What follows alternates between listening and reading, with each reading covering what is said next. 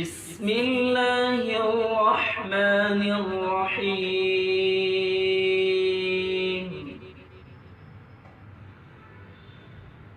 وإذ قال إبراهيم رب اجعل هذا البلد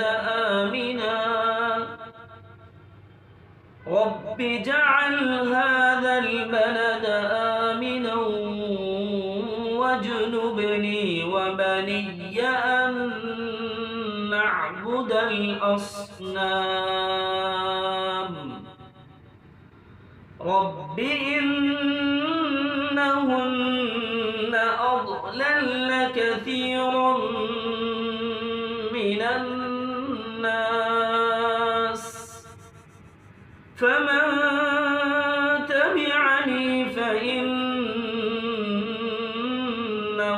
مني ومن عصاني فإنك غفور رحيم.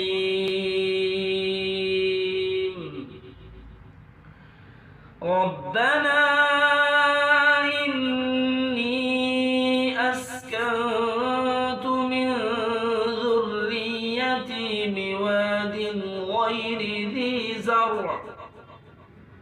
بواد غير ذي زرع عند بيتك المحرم ربنا ليقيموا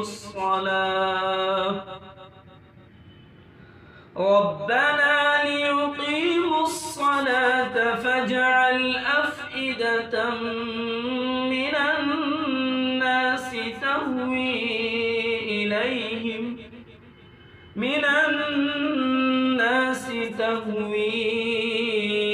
إليهم وارزقهم من الثمرات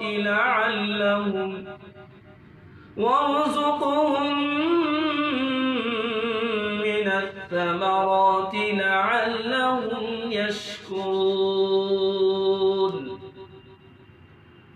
ربنا إنك تعلم ما نخفي وما نعلن وما يخفى على الله من شيء في الأرض ولا في السماء. الحمد لله الذي وهب لي على الكبر إسماعيل وإسحاق إن ربي لسميع الدعاء. رب اجعلني مقيم الصلاة ومن ذريتي ربنا وتقبل دعاء. ربنا اغفر لي ولوالدي وللمؤمنين يوم يقوم الحساب.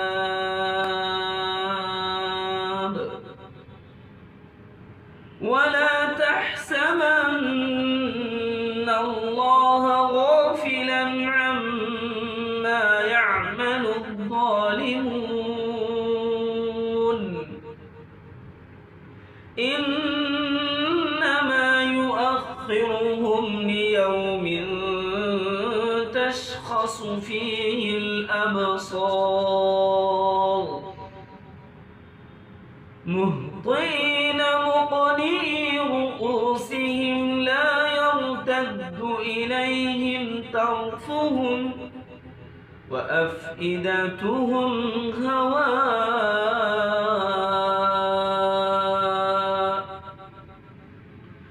وأنذر الناس يوم يأتيهم العذاب فيقول الذين ظلموا ربنا أخرنا إلى أجل قريب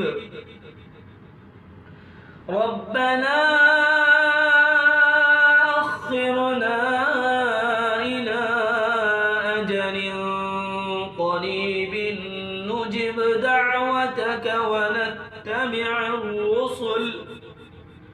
أولم تكونوا أقسمتم من قبل ما لكم من زوال وسكنتم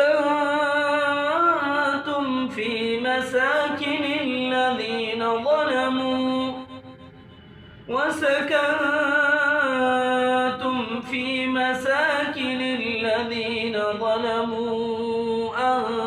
أنفسهم وتبين لكم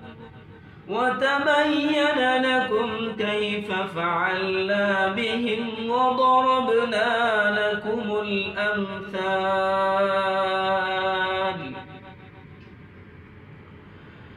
وقد مكروا مكرهم وعند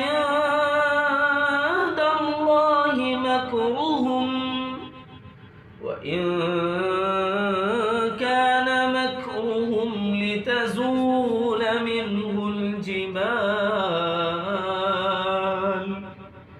فلا تحسبن الله مخلف وعده رسله إن الله عزيز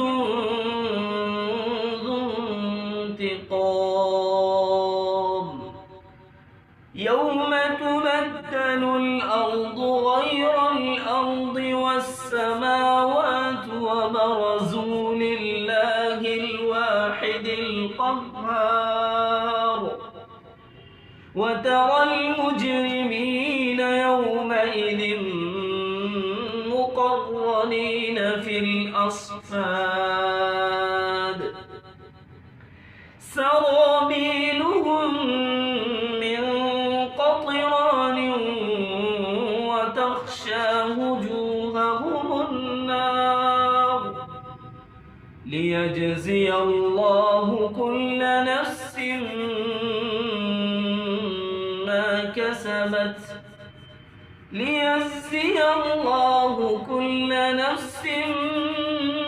كسبت إن الله سريع الحساب هذا بلاغ للناس ولينذروا به